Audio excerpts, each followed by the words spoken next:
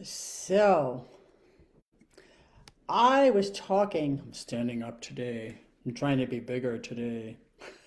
Well, I'm trying to be bigger than I was yesterday. I don't know how much that's working, but yeah, so I was talking to somebody this morning about things like, faith, psychological problems, mental health, ailments, what we'll call ailments, problems, basic situations in the human experience that we're challenged by or troubled with.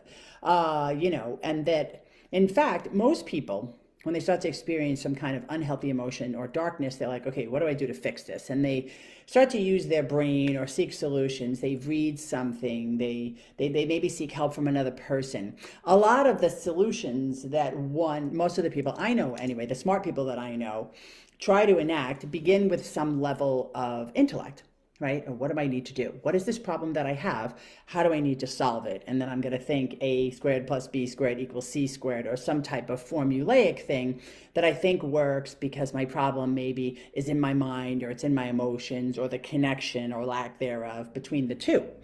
And what this person this morning was saying was that in his attempt to understand his problems, resolve his problems, alleviate himself of anger, depression, and other types of dark and negative emotion, his quest to do that was based in things of a physical nature. I.e., taking pharmaceuticals, i.e., trying to correct his thinking in some form or fashion by either, again, ingesting things or some other kind of rearrangement. And that he came to understand that that wasn't actually possible because what was bothering him, what was perturbing him, what was difficult for him about his life was in fact an ailment of a spiritual nature. And this was his own words. He said that in fact, if my ailment is spiritual, things of a physical nature won't resolve it. That in fact, I'm trying to treat something that's mental or psychological, but in fact, what I have and what I'm suffering from is spiritual. And we ended up having a conversation of greater depth around, well, what does that look like? Does that mean that, like, I got mental problems, so I need to go to church? Or, yeah, I need to just stop thinking and trust God. Well, maybe that's what it would look like for you. And maybe you don't believe in God.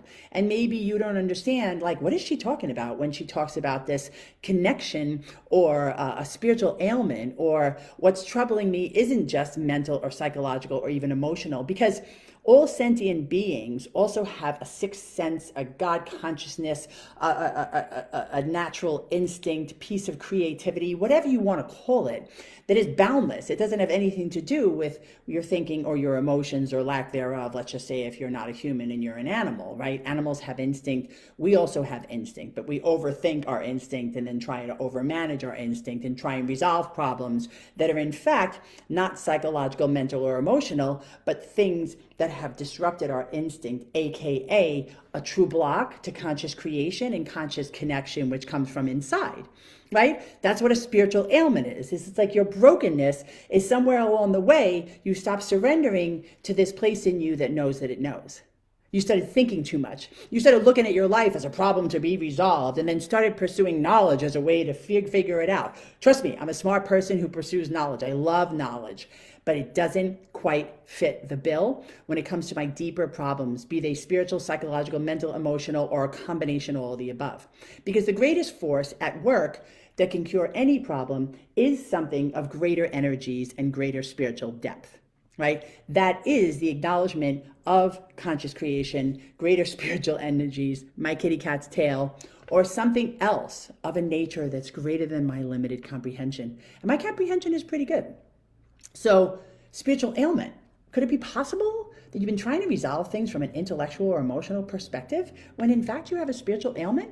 And that in fact, the only thing, and again, you don't have to like tomorrow be like, I believe. All you need to do is be like, is it possible that there is something bigger or greater? I don't have to call it anything, but is it possible? And is it also possible that that bigger, greater energy, thing, force, conscious creation can help me resolve my problems better than me alone? Better than the ways that I've been seeking to resolve my problems? Is it possible that if I just open the door to a little bit of faith, that my life can get better and broader and greater and deeper? These are things to think about.